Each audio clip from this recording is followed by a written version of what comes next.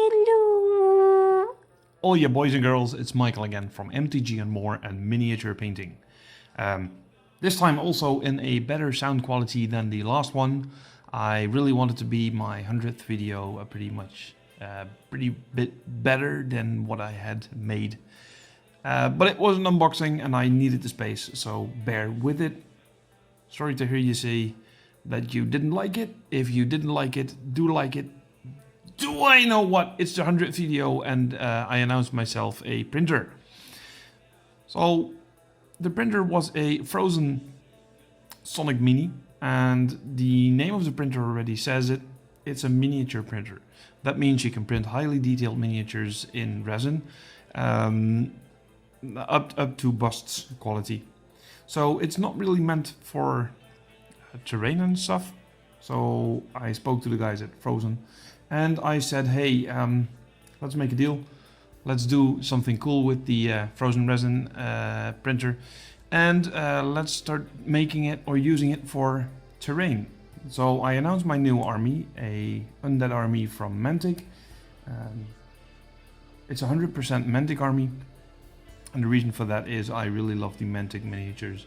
And the things you can absolutely cool do with the PVC stuff. I actually wanted to say something else, but I forgot it during the talk. Nonetheless, I am going to do a really cool army.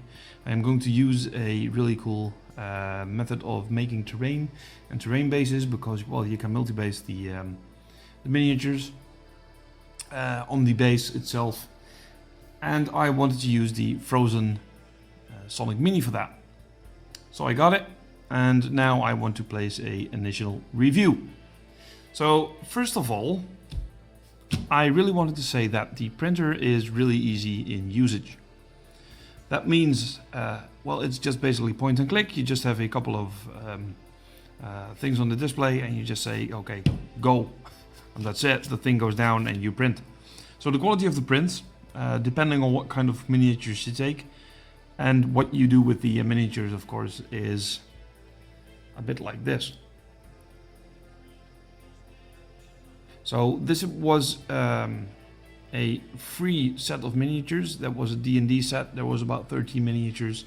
So I can show you some more. There you go. And then I can show you something else, which is a really cool. Oh, see, there's still a support. And there was this turtle thing, which is still full of support, so I didn't clean this. See, there's another support. I didn't clean these ones up because I wanted to look to see how many miniatures you can base on the stand without having too much trouble. So one died on me, which is here. The sword broke off while priming. Well, basically I dropped it. And since it's a really brittle, but you can see a little bit more quality, detail, can you? I don't know if you can see it. That was really nice. The giant head. This was basically Jack the Giant Slayer. So this is the color of the aqua green they gave with the printer, where they said you should try it. So I did. I took it. But there was one miniature in this set which was really implying the quality of the miniature, and I did prime it black and then a zenithal for you to better see the miniature quality. And I think for an uncleaned mini and actually a free miniature, this is pretty amazing. So this is the quality you would expect in metal. There is not too much details on it, and when you look at the back, there's really an awesome load of cool details, easy to paint, and I think I will paint this one up just to see how the quality is when it's painted. Not sure if you can see it in the back, but this is the miniature quality you can expect from a resin Phrozen Sonic Mini. So that's one, and then of course I tried my best to print some cool terrain. So the quality of the terrain is basically this. Like I said, I did zenithal highlight it from a 45 degree angle, so you can see more and better what the quality of... Oh, that's pretty nice. Now you can see it white, now you can see it black. That's the power of zenithal, you know. Anyhow, so this is the quality of the prints. This is, by the way, from Printable Scenery.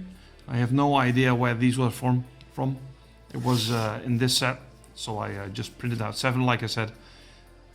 And I have no idea. This was from Thingiverse, and when you search for D&D miniatures, you can find these ones. So the overall quality is, I am really amazed. There's absolutely no bubbles. There is absolutely no... By the way, the pointy things you can see there, this is support. Since this one was really flattened there, that was pretty awesome and amazing.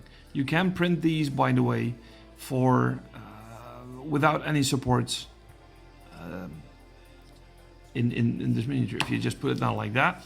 The only thing I found out is that when you want to take this one off, you really need to work hard to get this off of the build plate. So I would advise you to put it at a 15 degree angle or something, and then just support it and clean it up afterwards. It will take a little bit more time, but at least you won't damage your build plate. So that's the second thing. And well, my love for miniatures has always been building a bust, and I never made myself a bust. So when I was looking around on the hundreds and hundreds of sites where you can find really cool quality miniatures for just a couple of euros or dollars in this case, I found myself a Martian with a stand. Hold on, let's take that away. A really cool Martian with a stand for just $3. I would advise you to take this one if you want to have some really cool training on how to paint miniatures. This is one hell of an awesome thing. So it came with a stand. There you go. It came with an empty stand, and it came with a stand where some text was on. I wasn't motivated to print this one again because this silly thing just took 2.5 hours. If you put it like this, so that's if the build plate was this, you should put it like that, and it really took a long time for something which is basically pretty easy. So I'll keep it like this, but I scratched it off because I didn't want to have another go at the thing. I think I'm done with this one. There was a bit of mistake here, as you can see. I'm not sure if that belongs in there because he has a really elongated flat chin. But nonetheless, I think this is good enough for me to make a really cool bust out of this and start painting. Perhaps I will do this on the channel as well to see how it takes to paint. It's really light. This is the first hollow technique I tried. There is a couple of holes in here. I made it really hollow. This was one hollow piece, so you need to drill the holes in there to get the resin out. So there you go. I did put it like this. I'll post a bunch of pictures. What the hell happens to my voice? I'll post a bunch of pictures when I just am editing the video, so that will be okay. Like I said, I will be painting this one up, and I will be doing loads and loads more printing videos because I'm just going to put it like this. There you go. Why is nothing there? Jesus! No, just accept it like this, okay, guys? There you go. I am going to do some build videos, and I'm going to do some really cool painting videos with the products I printed from the Sonic printer, the Phrozen Sonic Mini printer. Once again, thank you very much, guys. You just gave me a hobby and something to do in the harsh times we are experiencing right now. Thank you very much for watching. I hope to see you soon. I would highly advise... Well, actually, if you don't own a resin printer yet, just get your ass one, because it's really awesome stuff. And well, the Frozen for me is my first printer, and I adore it that much that I am going to be printing forever and ever and ever. Like I said, the terrain pieces are going to be in my new Mantic army, so stay tuned for that. Thank you for watching. Hope to see you soon, and may the dice be forever and ever in your favor. And a happy Easter!